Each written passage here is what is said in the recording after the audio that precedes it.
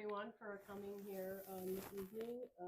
Tonight's guest is, we have Susan Apps-Bodilly, and last year Susan presented on One Room Schools. Some of you may have been here for that event, which was fantastic.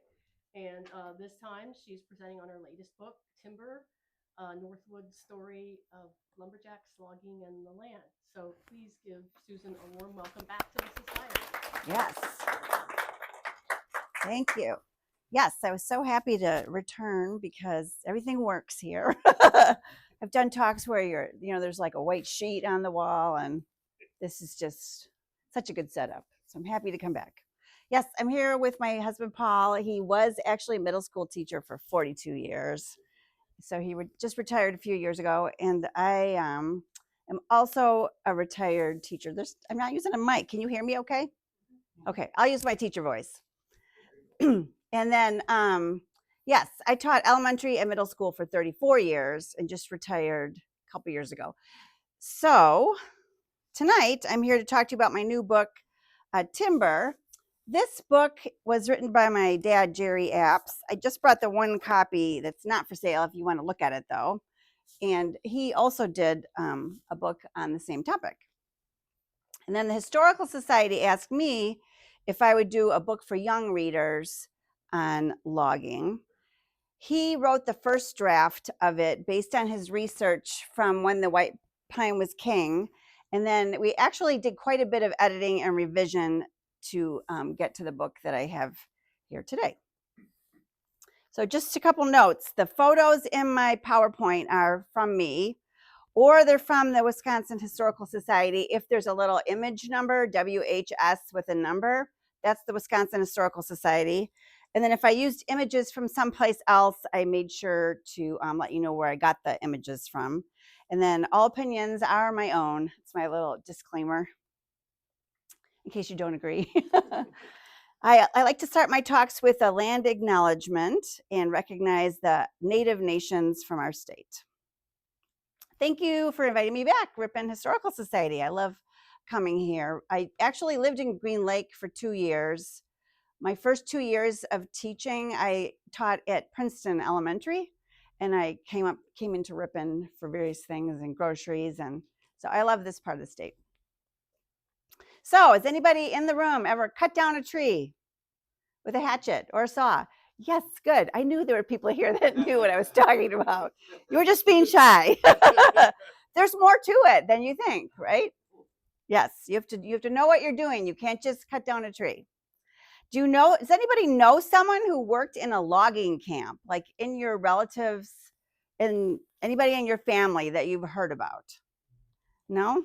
Okay. So my great grandpa worked as a cook in a logging camp. However, there weren't very many stories about that passed down. We just know that it is something that it's part of our family history. Today, we're going to learn about logging in the past. My other books, I wrote a book about one-room schools that I presented on here last year. And I have a book that I wrote for young readers about gardening and tracing your history through gardening and talking about food in the past. And then I also worked on a cookbook called Old Farm Country Cookbook with my dad, JerryApps. And that one was made into a public television movie that you can stream now on public television. So also, just recently, the beginning of March, did anybody see the fair movie? It's called JerryApps Meet Me at the Midway. Did you like it? It's good, isn't it?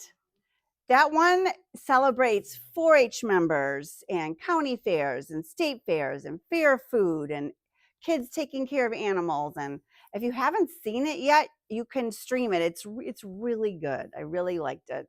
They did quite a lot of different filming, and they used a drone to get like the top view of a fair, and it's just a really fun movie. The one that I did with him, like I said, you can stream that. It's based on the Old Farm Country Cookbook. So a little bit about my view on history and how I present history in my book.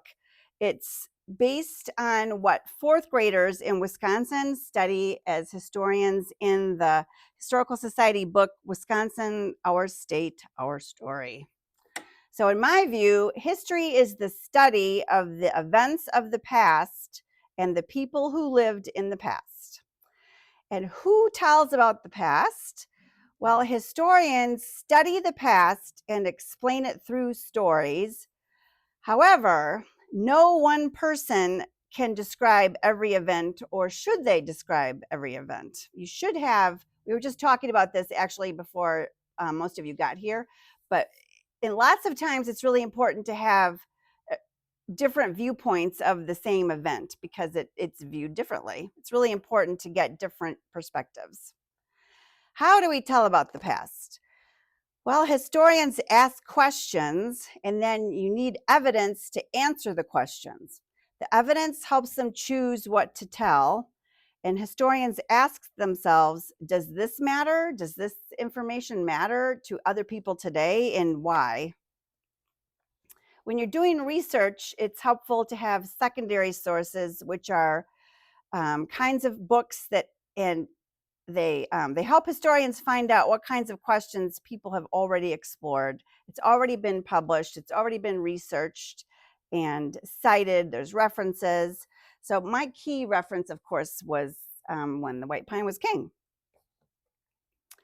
Also, in the past, it's really helpful if you have primary sources, which are things that were written or made at the time in the past you are studying, like diaries, letters, drawings, photos, artifacts. And in When the White Pine Was King, my dad put in lots of little sidebars that are letters and information that he got from looking through resources at logging museums, especially the one in Rhinelander at the Pioneer Park. They have a big, large collection of letters and documents and things from people who are actually in logging camps.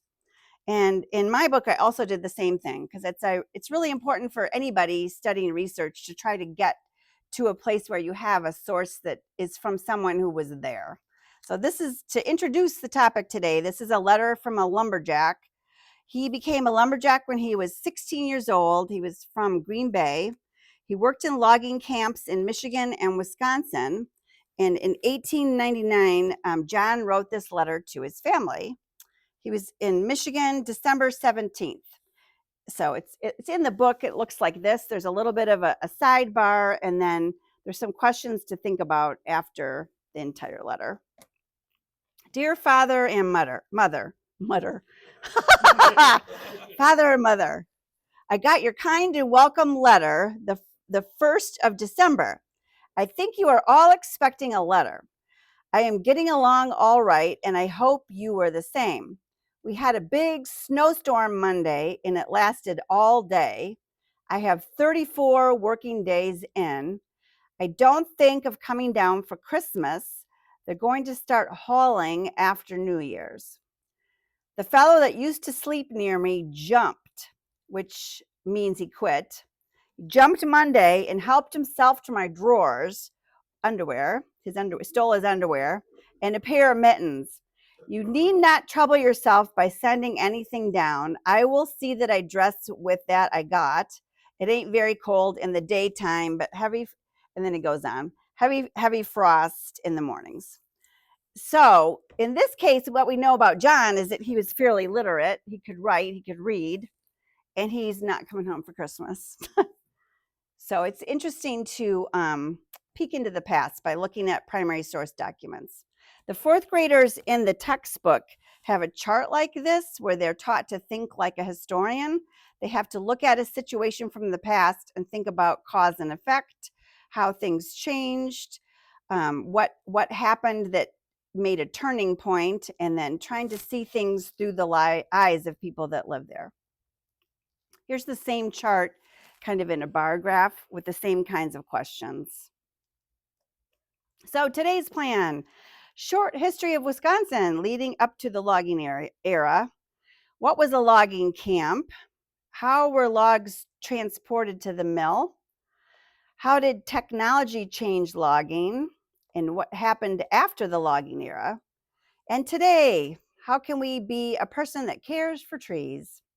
And I have a lot of pictures. So if it seems like I'm going through the pictures kind of quickly, that's okay because you'll see more pictures. I have a lot of really awesome pictures. So here's just a short history of Wisconsin leading up to the logging era. And you'll see why it's important to go back prior to when logging started in a little bit. So Wisconsin's last glacier produced tundra conditions that continued from about 26,000 years ago to about 10,000 years ago. And then this is the line where the glacier stopped, which ended up and is today our Ice Age trail. That's where the glacier stopped. The glaciers moved, scraped, and carried rocks and sand. They changed the land's elevation as they moved south. And this is also why we call this part the driftless area, because there's no drift. Drift being the rocks and things that the glacier left behind. So the glacier never got down there, didn't flatten the hills, and there's no drift or rocks and things left behind. Here's a cool picture showing you about how things changed. About 10,000 years ago then, the weather began to change, the air got warmer, and the glaciers began to melt, leaving all the water, rivers, kettle ponds, all those things we have in our state today. At the same time, trees began to grow, and some of the first were spruce, then jack pine, red pine, and balsam fir. According to origin stories of native nations, people have always lived on the land. Wisconsin had many lakes and rivers. The forests were full of animals. At the time, Europeans began arriving about the 1600s, bringing in the fur trade era. Explorers came looking for rivers and routes to the west, meaning Asia. Like when they left Europe, they thought they were going to hit Asia, and they ran into, obviously, the United States. Some came looking for animals such as beaver, mink, and otter, which led to the fur trade era. And as you know, beavers are water animals, and the pelts from beavers is very soft and very waterproof. They were very popular in Europe to make out hats and coats. And I don't have this one noted, but that is a fur that you can touch at a museum in Mount Horeb. So here's a picture of a beaver pelt hat. Explorers traded blankets and metal cooking pots for beaver pelts. Native peoples also traded wild rice, maple sugar, fish, and information about waterways. So many pelts were wanted, almost all of the beavers were killed. They're close to becoming extinct. The fur trade era continued for more than 200 years, which there's tons of history about this. You can look it up, but we've got 200 years I'm going through in one slide. So the French controlled the fur trade, then the British, then the US finally. All right, so now we're up to the 1800s. 1830s to the 1900s, more settlers arrived. Thousands, in fact. Thousands of settlers arrived from eastern United States and Europe. They wanted to use the land to farm. They needed wood to build homes, barns, furniture. So in 1836, Wisconsin became a territory. And around that time, the US government signed a treaty that forced the Menominee people to cede half of their land and waters. This tribal lands map, I think you have a tribal lands map in the front room, right, Karen? I think you have a map similar to this, but it's really interesting to note where Native peoples used to live in Wisconsin, and then the little gray spot is where they are today. This comes from the site Wisconsin First Nations, which is excellent. If you want any information about Native culture or anything like that, is a great place to look. So in 1837, the US government forced the Ho-Chunk, Ojibwa, and Dakota nations to sign treaties. This allowed them to take more native lands.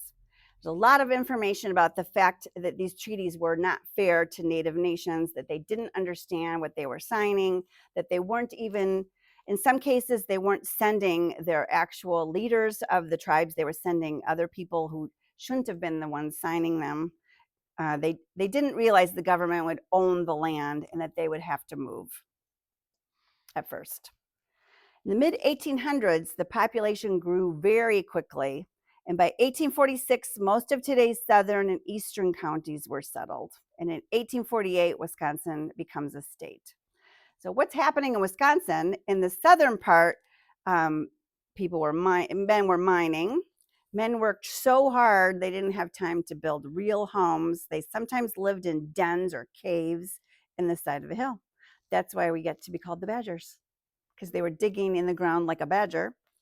Then in 1849, though, the California gold rush began, and some historians think at that time the men who had been mining in Wisconsin, some of them thought they were going to get rich by leaving the state and going to California. So those men left. Also, at the same time, around 1840 to 1900, that people were farming.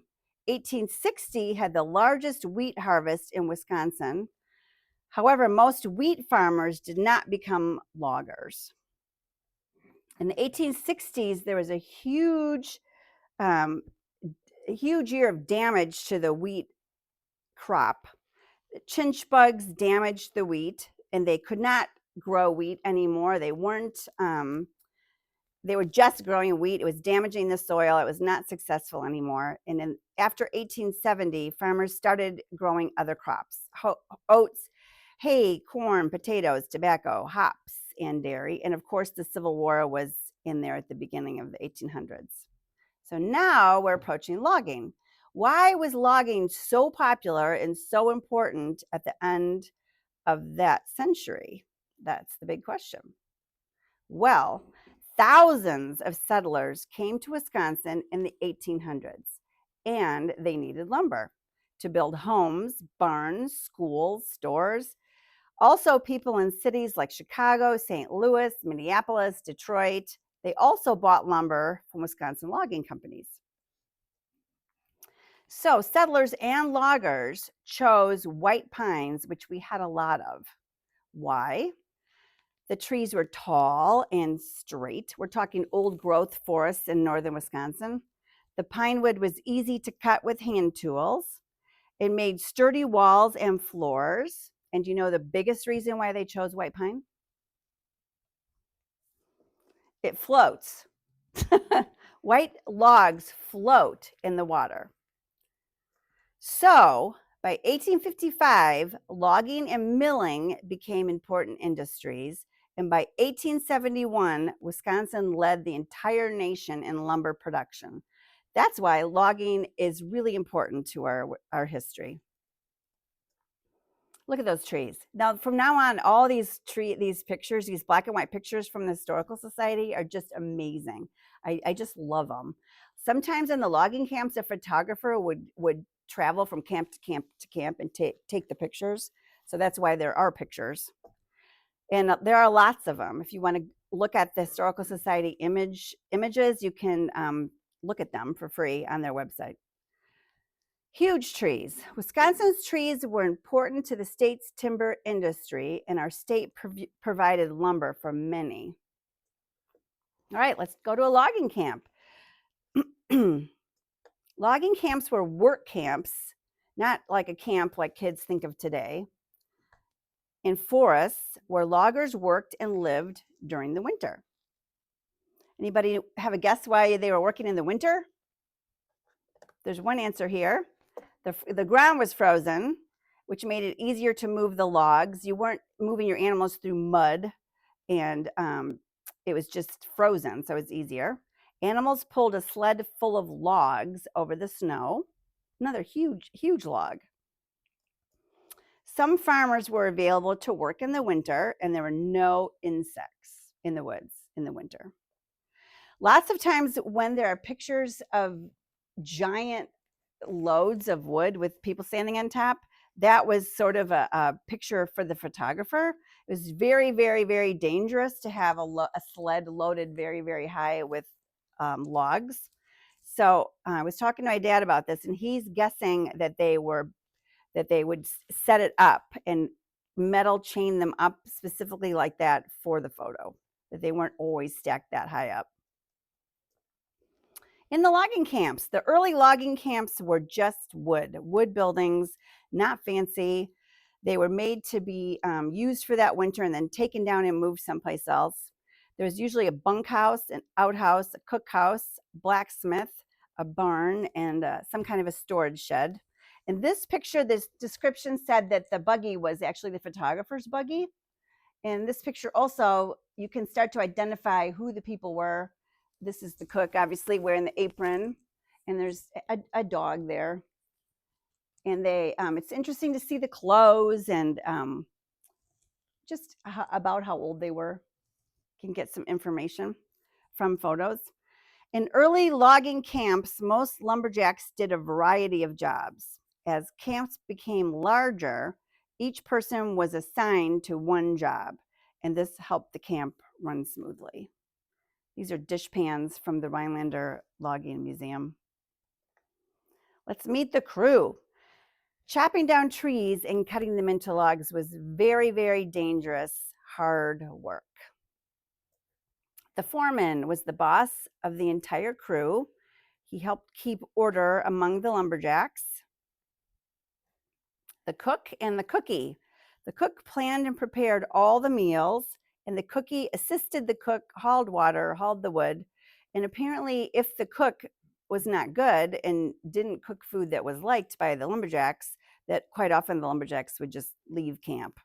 And if they did like the food, they would return to that place or kind of find out where the cook was working and then follow him to the camp where that gentleman was working.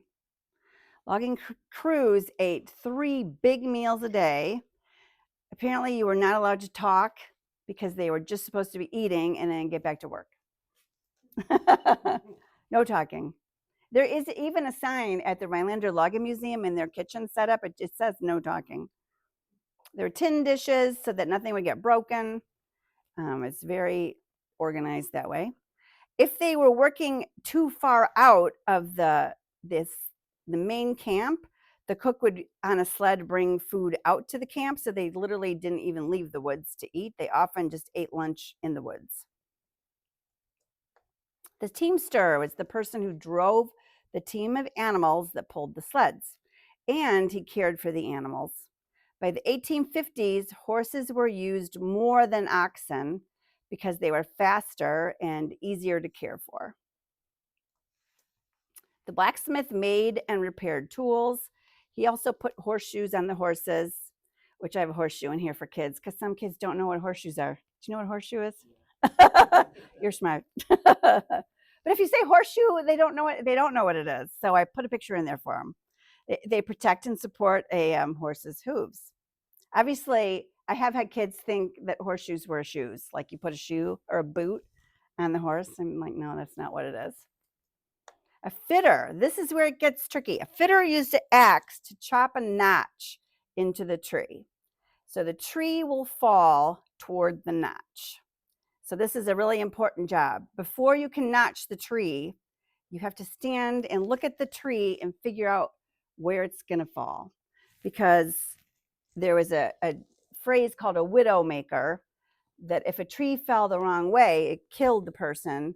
And then that tree was nicknamed a widow maker because then the person's wife was a widow. Very dangerous to have a tree falling the wrong direction and hurting animals or workers. So after you notch the tree, you saw with that big saw 2 men sawing on the side opposite of the notch. They never push, you always pull on the saw. If you push a saw, it jammed in the tree. Once the tree was down, sawyers used axes or saws to remove the limbs from the trunk of the tree. The logs were cut into different lengths depending on what the sawmill was asking for, like 12 feet, 16 feet. The thing about the logging camps also is if you're picturing a very, very tall tree with the branches at the very top, they're only going to use the bottom part of the tree. You're not going to use the part where the branches were because it's full of knots. So they cut the top off And then as you can, this is a good picture to show how much slash and how much waste is left in the woods. They only use the tall, straight part. And then the skidder supervised moving the logs from the woods to the riverbank. And a skidder was the name of a job and also the name of the sled. So you hook the skidder to the horses and pulling that big log out of the woods. This is, cant hook to grab the log. Don't they look young? These two especially. Okay, Swamper was in charge of sled tracks in the woods, and they also cut away brush for the skidders to make sure there was a path from the woods to the river that was clear. The logs were very, very, very carefully stacked onto the sled, because can you imagine the person up there, if everything starts rolling incorrectly, you're going to get hurt. I also read about a swamper that had to get up before daylight with a lantern, go out to the path and make sure that it was icy enough and not muddy and not too icy, because if you're on a hill, you don't want the sled going faster than your horses. Here's one of the pictures I was telling you about that's probably just made for a photo, because they wouldn't likely have regularly stacked up the logs that high. But that sled's ready to be pulled to the riverbank. Once they got to the riverbank, each log had to be recorded, and the quality and the quantity of the log had to be recorded in a little book by the log scaler. And on the end of each log was stamped letters representing the camp where the log was cut. So the company owner only receives money for the logs that make it to the sawmill, and that's how you know which log came from which logging camp, based on the mark on the log. Lumberjacks cut as many trees as they could during the winter. It was exhausting work. And there were some women and children in camp if they were related to, like, the foreman or the cook, for example. Here's a little message from Iva Trotter. She wrote about her job as a camp cook, and her article was in the Rhinelander Daily News. It was October 1910, and my husband hired out for the winter for a logging job. At the time, he said they needed a cook and a helper. We applied for the job. After seeming to be a long drive, lo and behold, we came out onto a clearing on top of a little knoll, and below us on a level spot was our home to be for the winter. I will never forget it. There below us was a long log building under one roof, a cook's shanty, office and men's shanty. There was also a horse barn, a root cellar and meat house, tool shed, and two little outhouses. Running so peacefully nearby was a big creek and a lovely spring for drinking water. We unloaded and had 4 days to get organized before the crew came in. There were tables and benches. Many of the provisions were packed in old-fashioned orange crates with the dividers in, so they were nailed to the log walls and served as cabinets. Mary slept on a folding cot, which when not in use was shoved under our bed. Our bedroom had 2 log walls, the end in one side. The door was curtained with gunny sacks sewed together. There was just enough room for our bunk, the baby's crib, a small chest, and 2 orange crates nailed to the wall. And then she goes on, can you imagine? I mean, she's got a baby and she's going to cook and live out there for the winter. So that's interesting to have a woman's viewpoint. And from this description, I think she seems okay with it. She seems to think it's going to be really pretty and okay. They worked 6 days a week, and then Sunday was a day off for reading, letter writing, mending clothes, or laundry.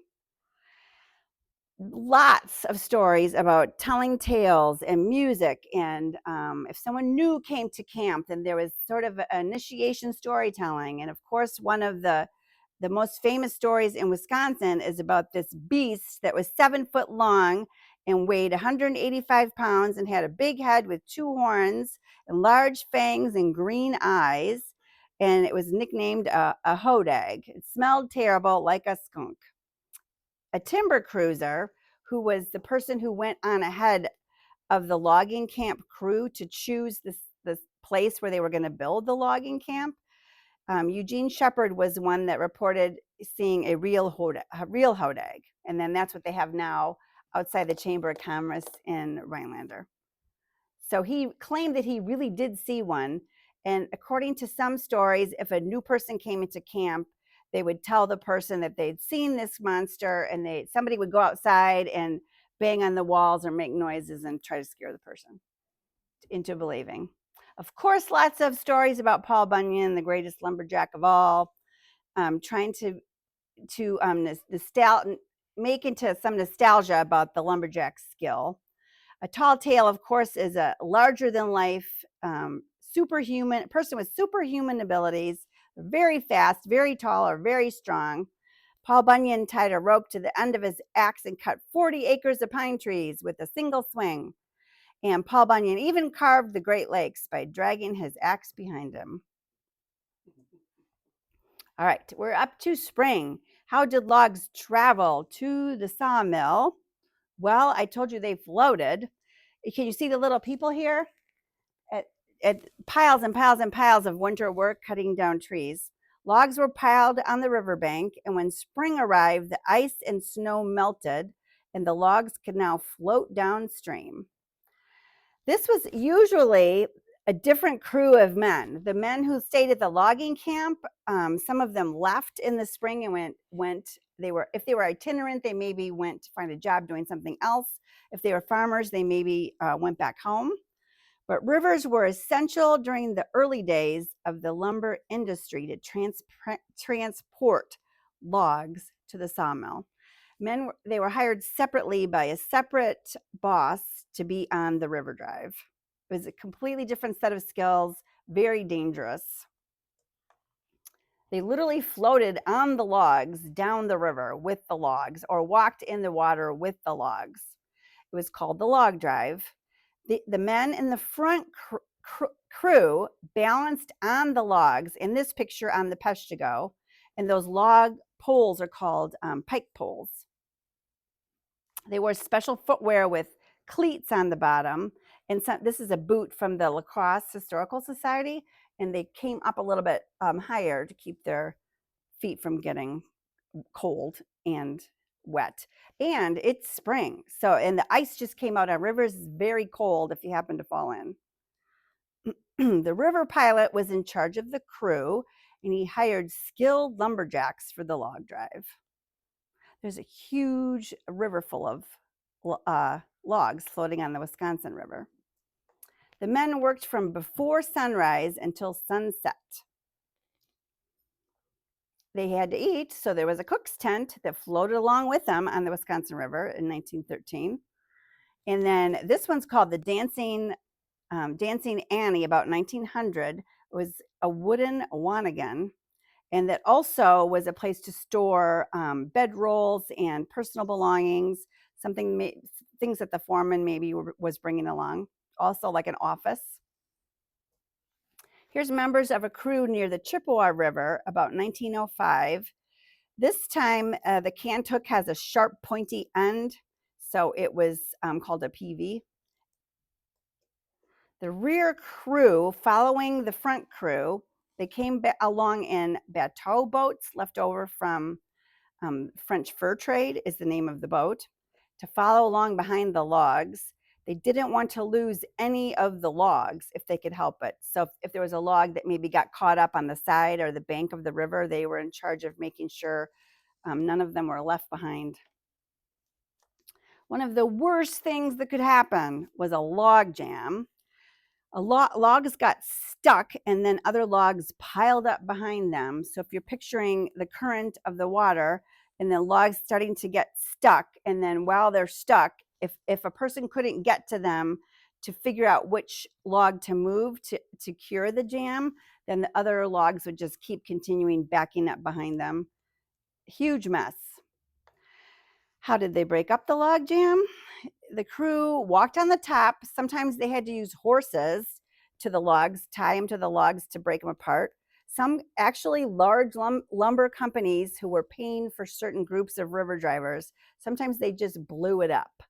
And that was unfortunate because it damaged the logs and sometimes people and horses. So it was not the best route, but sometimes they were just determined to break it up, and that was the only way they could do it. The log jam was big news for people who lived near the river. They made this log jam on the Chippewa into a postcard, and people actually would come and watch. They would watch them trying to remove the logs and figure out which one would help everything move along again. This is a massive log jam in 1886 on the St. Croix that went on for miles. Do you see the people in the front?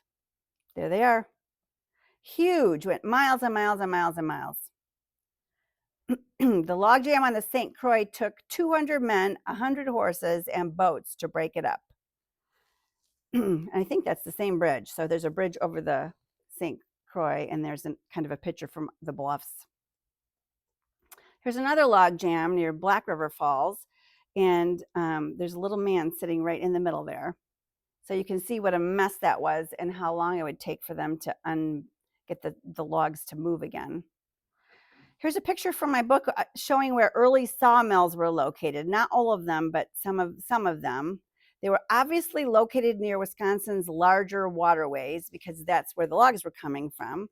And you can see that there are more on the Wisconsin River. And if you know anything about the Wisconsin River, it's very curvy, and they had to have more sawmills because you could not send logs down as far. Finally, after many days or weeks on the river, the logs reached the sawmill's mill pond, and then they floated in the mill pond until people could sort them and get them into the sawmill. They steered logs floating. This is the Wisconsin River. Workers steered logs floating in the Wisconsin River into the building. They had to work with and against the river's current. Early sawmills used water to capture energy from the river's current. As the wheel turned, it powered smaller wheels and gears in the building. Rods moved the saws to make board lumber. Obviously, around the same time, water wheels were also being used to grind grain into flour. Later on, they were able to, there's lots of information in my book actually about sawmills and jobs in sawmills and different kinds of saws, from early saws to the point where they were starting to use circular saws. And it's not very safe because there's no safety equipment. They weren't wearing, ear protection or eye protection. So injuries were fairly common. But here's two men using a circular saw to cut a log, and they're guiding the log across the saw. My dad said that he remembers this exact kind of saw growing up. It's very common to have one around. Sometimes even a small lumber yard in somebody owned one, like even out in the country, and then they could go get their logs cut there. Here's another similar situation, a man cutting logs with a circular saw with an engine. And you can see how close he is to that saw blade with no gloves or anything. Villages grew where there was a sawmill. Many towns in the north began as sawmill cities. All right, so in the late 1800s, things started to change with some new technology. Anybody want to guess what the new technology was coming in the late 1800s? Nobody wants to guess? Steam power. What did steam power? Anybody want to guess? No? Trains hugely influenced and changed the logging industry, extreme changes, and also steam ships. So now logging companies could use steamboats to push huge rafts of lumber. This is on the Mississippi. Then you don't have to worry about all those logs going down a river to a sawmill. You could push them down the Mississippi, and think on the Mississippi how much further that lumber can travel, all the way down to St. Louis, right? Then by the early 1910s, trains started making their way into the Northwoods. Logging camps did not need to be located near waterways. Larger logging companies no longer used a river drive to transport their logs. Smaller logging companies just continued to use the river because it was less expensive than having a train and train tracks. This is a big change. Logs could now be moved by train any time of the year, not just in the winter. You didn't have to wait for that spring thaw. This is a steam log hauler near Rice Lake in 1914, and this engine didn't even require train tracks, so you could just pull right into the woods wherever you wanted. Here's the other super big change. With the railroad, logging companies also cut hardwoods like oak and maple, which would not float down a river. These kinds of woods were also in demand. In 1854, a man named Increase Lapham lived in Milwaukee. He was a scientist. He was doing some writing. He published an article about the importance of forests, and he warned people to stop clear cutting the forests. But at that time, few people listened because there was a lot of money to be made in the logging industry. 1870 to 1890 were peak logging years in Wisconsin. Logging companies provided lumber for homes, furniture, tools, anything made of wood. The industry provided jobs in the forest and in all of the mills. Many towns and cities grew while the logging industry was booming. Logging also supported other businesses that made wood shingles, wooden barrels, wagons, and like I said before, all kinds of furniture. Well, what happened next? I think you can guess from this picture.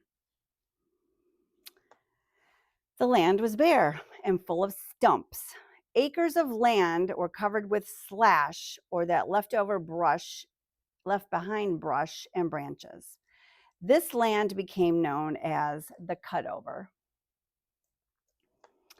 There's a big problem with this cutover land in northern Wisconsin. Tree roots help keep soil in place. With fewer trees, the land was no longer protected from erosion.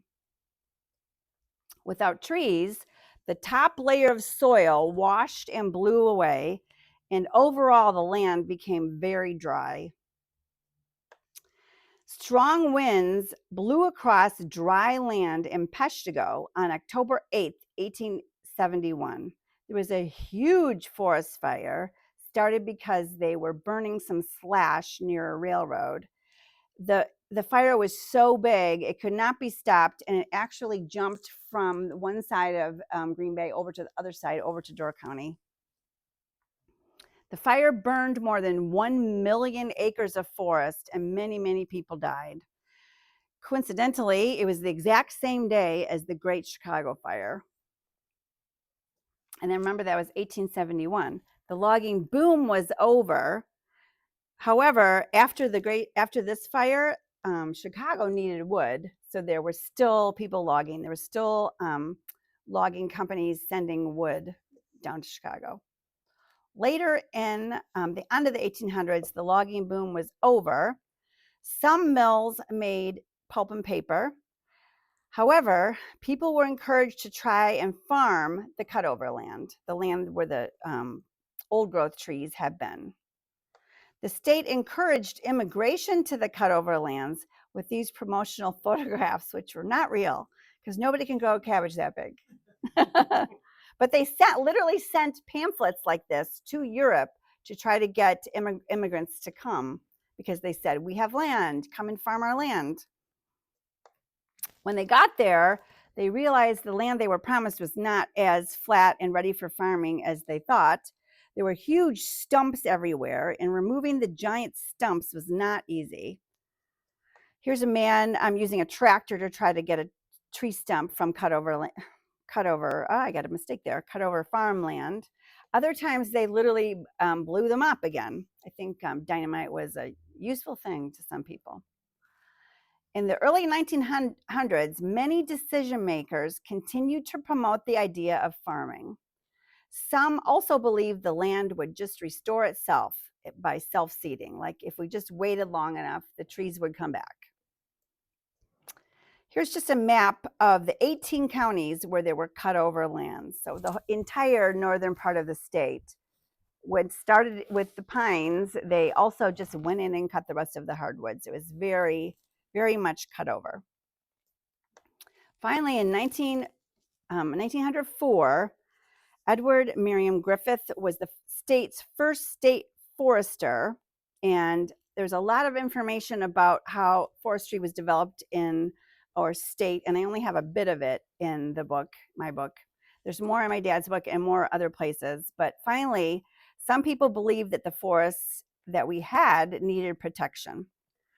A forest reserve, including 62,000 acres of land, were saved. The biggest problem was paying for it and who was going to get money if the land ended up being a state forest instead of land that could be taxed. So it was a problem.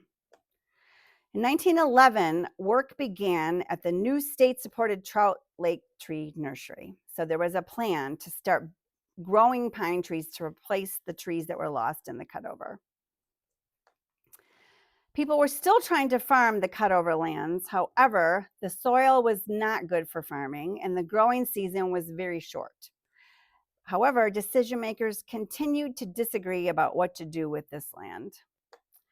After some delays, by the mid-1920s, a majority of voters in the state said reforestation should be made legal. It actually had been made illegal for a bit, and then they finally said, okay, now it should be legal. And plans for reforestation of the cutover continued. In 1932, the Griffith Tree Nursery opened, and they helped provide trees for reforestation. Here's my dad's book about the CCC. I brought this along too in case you wanted to look at it. During the Great Depression, men who joined the CCC in Wisconsin also worked in the forests in the north. They planted 1,400 acres of trees. They built fire towers, they fought forest fires, they stocked 15,000 fish in area lakes and fed deer. Conditions in the forests improved as a direct result of the CCC boys. The CCC also helped build several fish hatcheries, including this one at Wild Rose, which is still there. All of the state parks, the CCC boys built shelter houses and steps and rock walls. From 1935 to 1942, young men were hired to revitalize America's forests. You can find evidence of their hard work at these state parks that served as CCC camps. Copper Falls, Devil's Lake, Interstate Park, Pattison State Park, Peninsula State Park, Perot State Park, Rib Mountain State Park, and Wyalusing State Park. So they were there working and living and helping our state parks. Today, we are at Wisconsin State and National Forests today. They're open to the public. Chequamegon-Nicolet National Forest is all those sections of green. We also have state forest lands that are different from state park lands. Today, many people enjoy the Northwoods of Wisconsin for its tourism opportunities.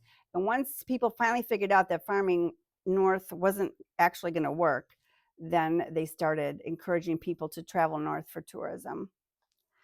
Today's future of the forests. I have a large section in the back of my book about helping kids understand that trees are important. Why do people value trees? They make us healthy. They provide homes for wildlife. They help us have fun, and they're beautiful. We want trees. The book encourages you to be someone who cares for trees. So if you know young people in your life, or this book is a great way to take a look at the history in our state and then move forward as someone who can help take care of nature and take care of trees going forward. In school, we teach kids about natural resources and what they are. Obviously, those are things found in nature that are valuable to humans. And often, natural resources are the amount of water we have in the world is what we have. We're not going to make new water or air. So what we have should be protected. It's important to think about how our use of natural resources has changed over time. This logging camp is near Black River Falls, and today the Black River State Forest is nearby. So today you can enjoy nature where loggers once worked. People used our state's natural resources to make a living. I started out talking about miners and farmers and loggers all played their part in the early growth of Wisconsin. Technology improved over time as well. It changed the ways that people worked with and transported natural resources. It also changed the kinds of products that were made. Learning how people use natural resources in the past helps you understand the choices that people make today. So I like to tell people that the landscape and where you live is a feature of your heritage. It kind of is how the nature of my garden book also. Landscapes are living features of our heritage. They provide us with evidence of how people have interacted with land over time. People value spaces that are important to them. In the back of the book, this is just one page. There's 2 pages of ideas of how you can help kids and families be a steward for the trees. There's like a checklist, all different ways that you can be out in nature. You can be a bird watcher. You can do recycling. You can, something simple as like tell your friends not to break the branches off the trees. That's which is something I did on my playground as a recess person. Literally, it's not okay to just go ahead and break branches off the trees. So if you just start valuing nature, then you can be a person that tells other kids how to be respectful towards it. My family has a tree farm over near Wild Rose, and our family regularly plants trees on land that's really not suitable anymore for agriculture. So we practice what's called sustainable forestry, and we work with a forester and we have planned cutting of trees. Today, forest harvest methods and planting encourage regrowth of the forest. This means we plant and selectively cut according to our forester's recommendations. And we obviously wouldn't clear cut our forest.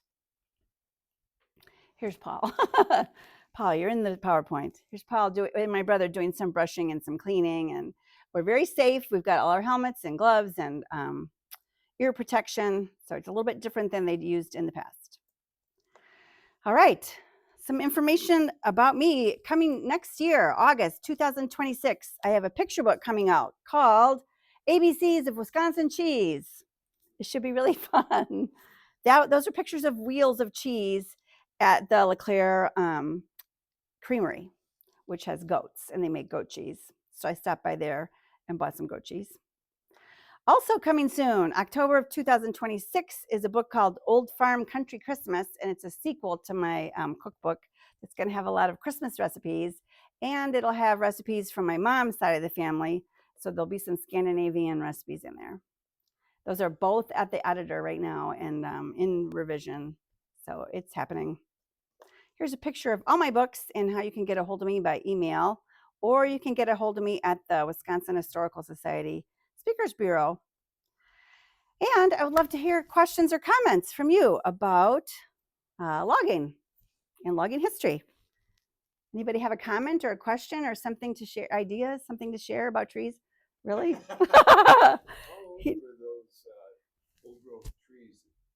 Well, they were there from the time, that's why I started with the glacier. So very, very, very, very, very old. Yeah, very, very, very old. I don't know specifically.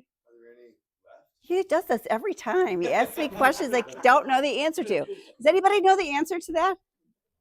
Those old growth trees. I mean, so we're assuming they were there from the time, from way back. Yeah. Old growth trees. Very, very old. And then I was talking to Paul on the way up here today.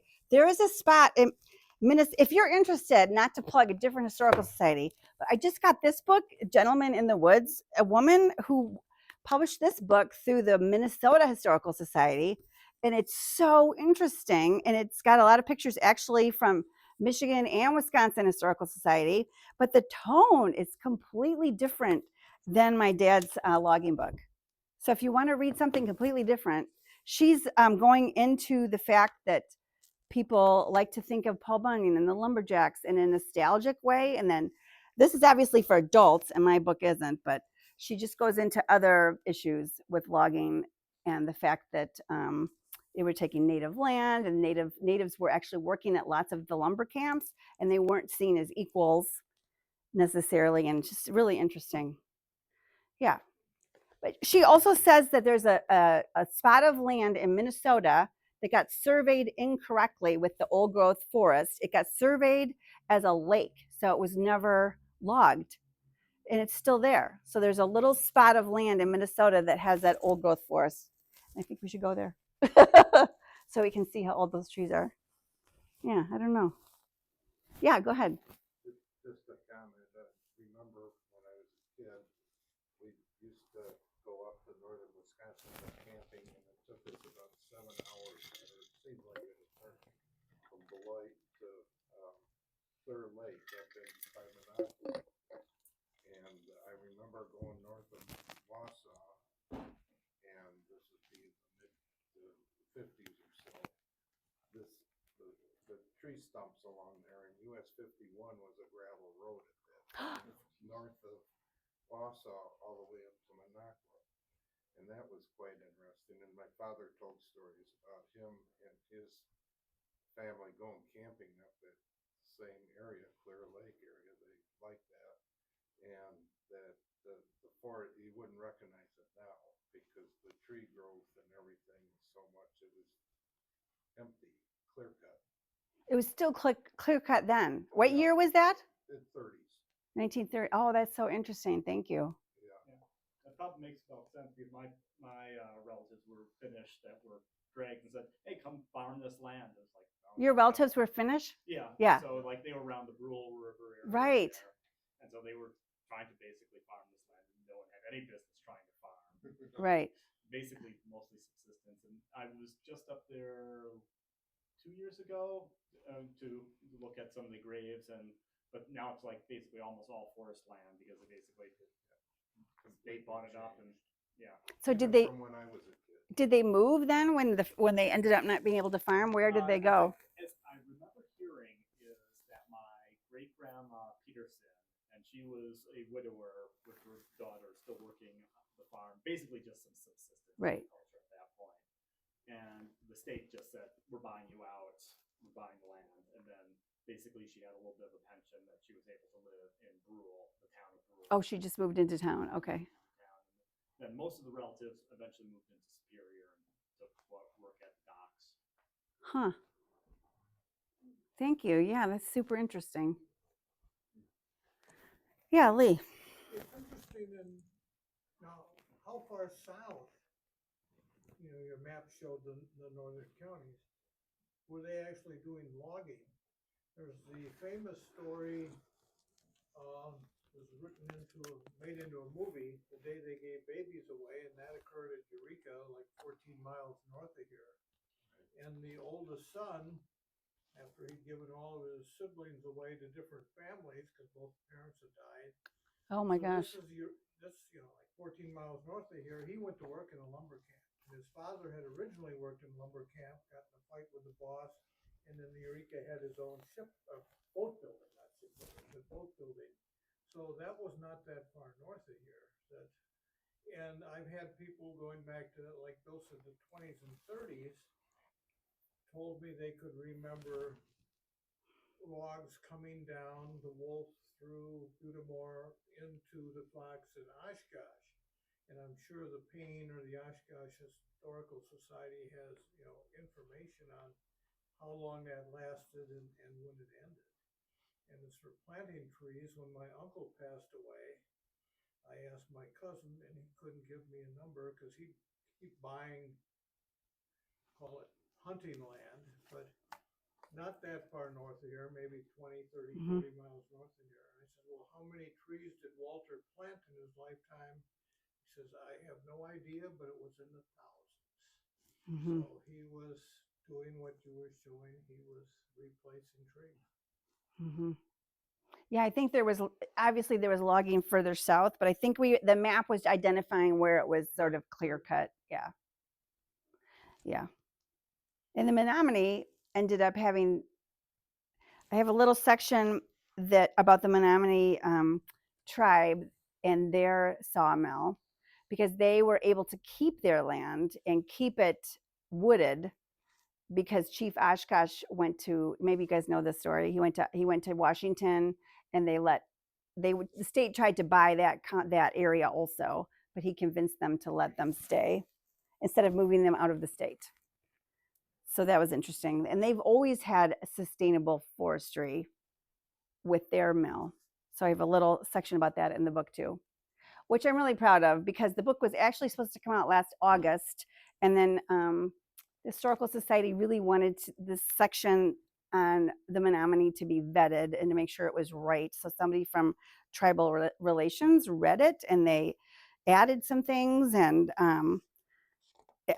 it's just really interesting that the Menominee were doing it the right way the whole time. They never clear cut their woods. They just were selectively harvesting, and they still have a successful mill.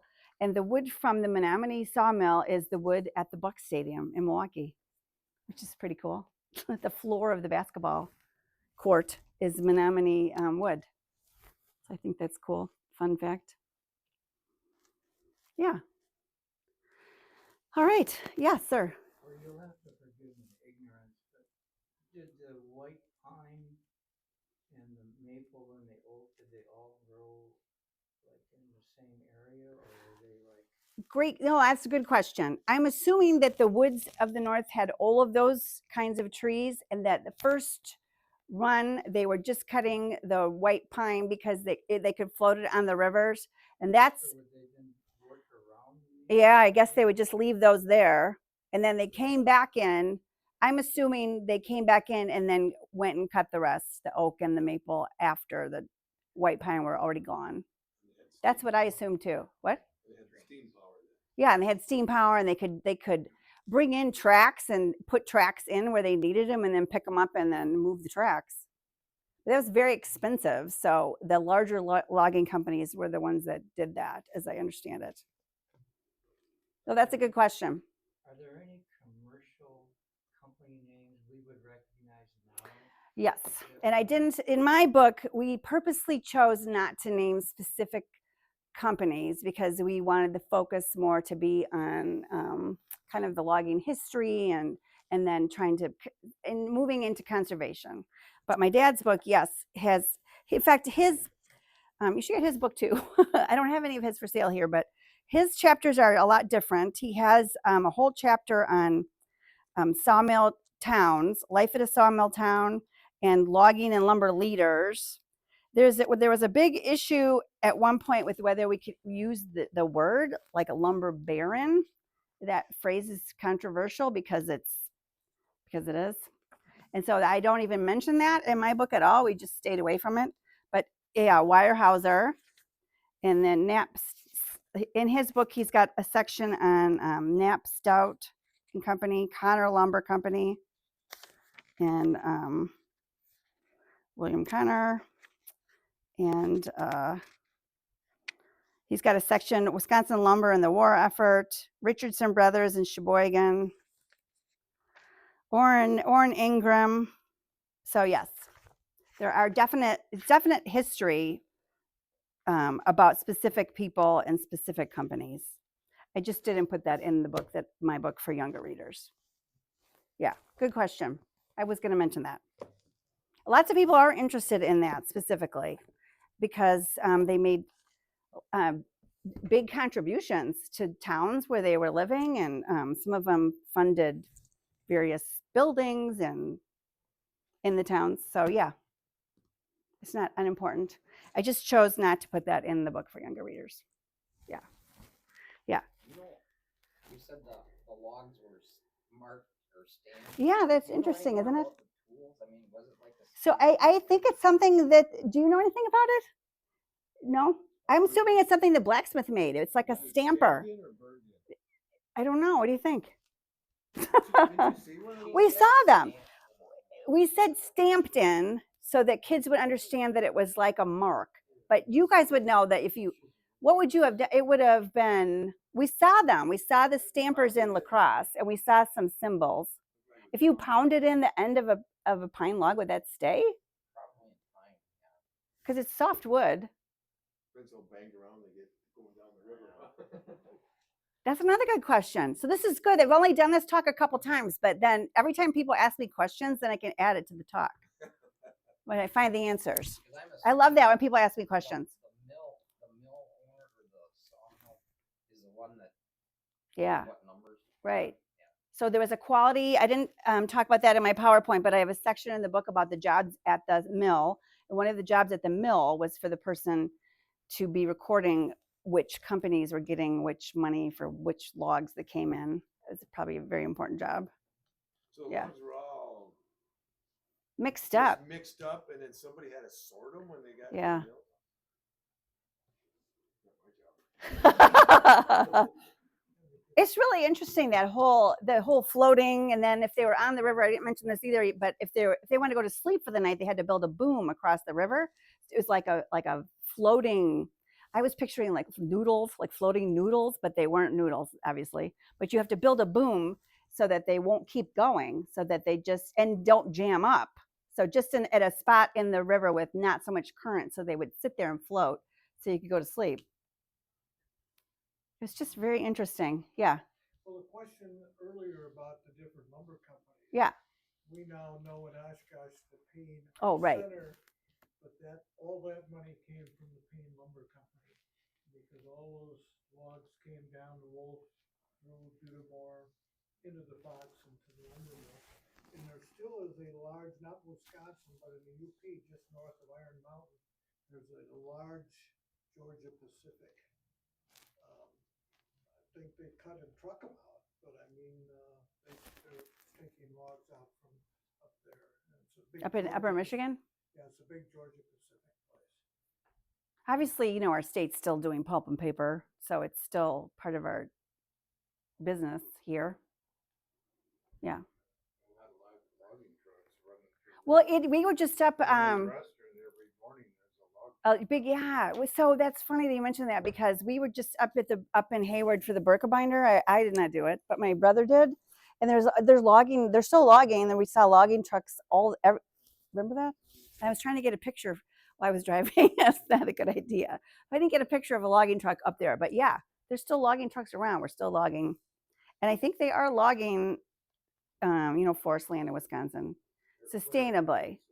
Basically clearing it, making it, thinning the forest. They're thinning it. Yeah, they're not clear cutting it. Yeah. Right.